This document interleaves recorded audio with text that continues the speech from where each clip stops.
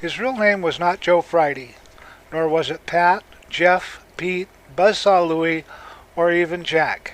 He was born John Randolph Webb on April 2nd, 1920 in Santa Monica, California, with a special gift that would be discovered later on and enjoyed for many years.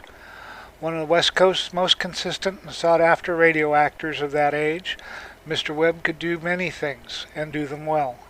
Since his illustrious career is longer than my left leg, we shall focus mainly on his old-time radio accomplishments where Jack, the name he went by, left his legacy. Jack Webb served in World War II and started out in radio as a disc jockey before hosting and acting in hundreds of old-time radio shows. He had talent to be reckoned with, and far-off dreams of directing that eventually came to fruition in his well-decorated career. His pedigree goes way back to the golden age of radio, where it made its permanent gold mark before moving on to the medium that seemed to rudely push radio aside, namely television. Between radio shows, he acted in old movies and eventually starred as Joe Friday on the famous television version of Dragnet. Webb ran the gamut of acting, producing, and even directing, fulfilling his dreams of old. The spring of 1946 saw him doing several different shows from the West Coast on ABC. One of these was a comedy variety program called The Jack Webb Show. Some people may not readily associate him with a funny show, but this one had all the makings of a silly stage cast, with a closing signature by Webb. Tonight's egg was laid on the vocal side by Clancy Hayes and Nora McNamara. John Galbraith blew the lines, and Dick Breen glued the joints together. Dunnings. The only apparent surviving episodes are full of fun and worth the listen. About the same time, we can hear him with another type of script and on another stage, a stage with drama all over it. The show was a dramatic anthology called Spotlight Playhouse, and unfortunately has only a couple of episodes in circulation. Both of these shows featured music and score by Phil Bovero. Another ABC drama called Are These Our Children was originated out of San Francisco, aired an episode in November 1946 named Edith Hayes, which had the expertise of Mr. Webb in the credits. Before these shows, though, we can hear Jack showcase his talents in a documentary drama called 1 out of 7. Each story for the show was chosen from the actual news that happened the past week. Hence, one story from the past 7 days was picked. The scripts were fleshed out by James Edward Mosier. This particular program stood up for what was right and held a voice that would not stand for racial prejudice. Jack Webb's genius was proven as he played all roles and characters for this show and seemed to do so with such effortless ease. Jack Webb would be pro early on in his career. There were other shows that capitalized on Jack Webb's ability in his early years in radio.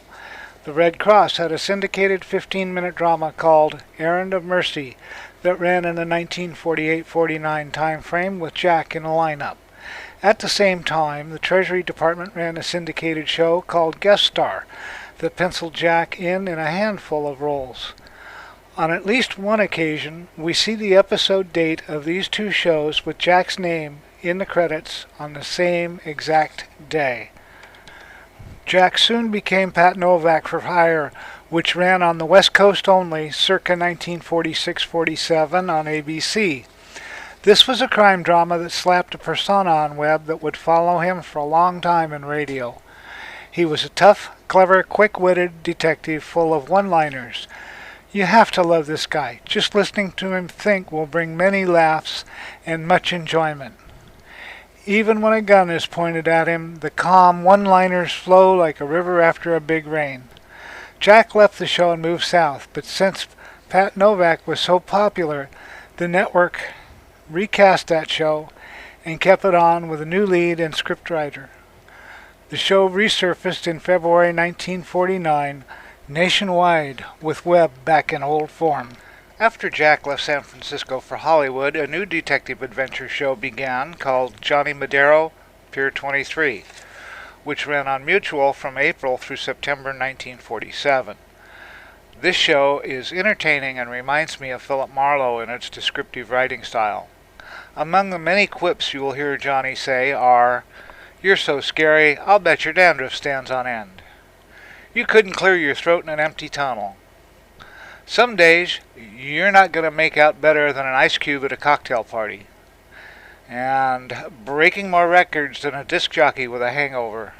This show had Gale Gordon and William Conrad in it, with a familiar name writing the scripts, Richard Breen. Richard and Jack had worked together on most of his shows to this point.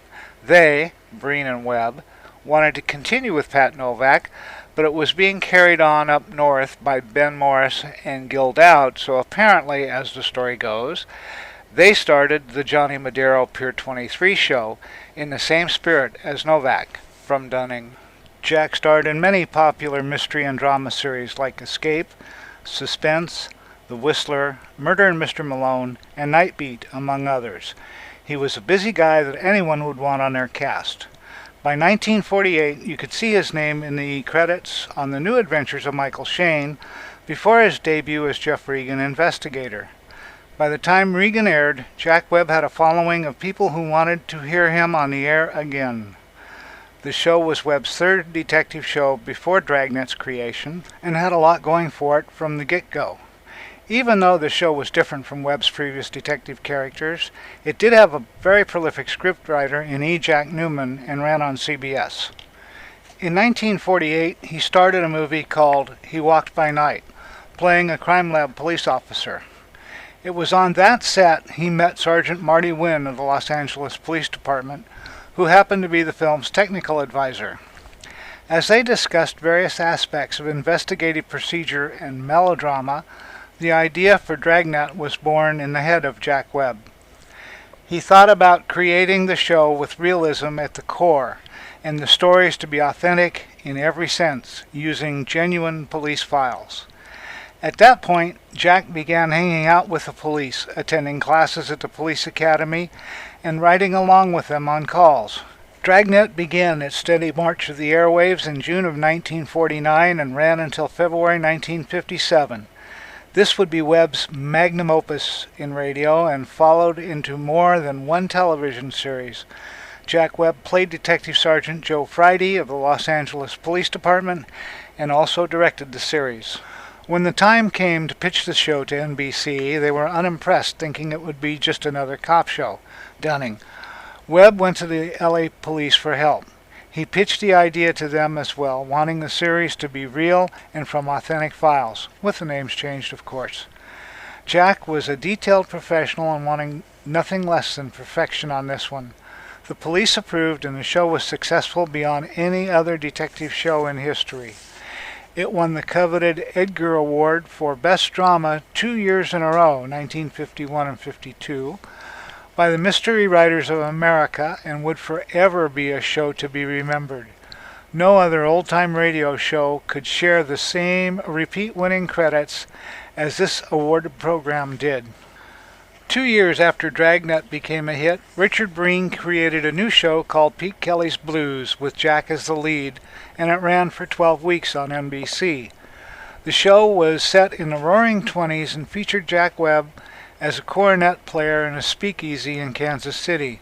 The writing was similar to his old detective characters in some ways, as he thinks much the same way, and the language in his head sounds oh so familiar.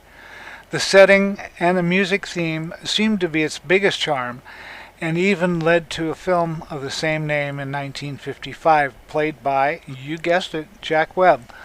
Fortunately, most of this show's run has been saved and is very enjoyable.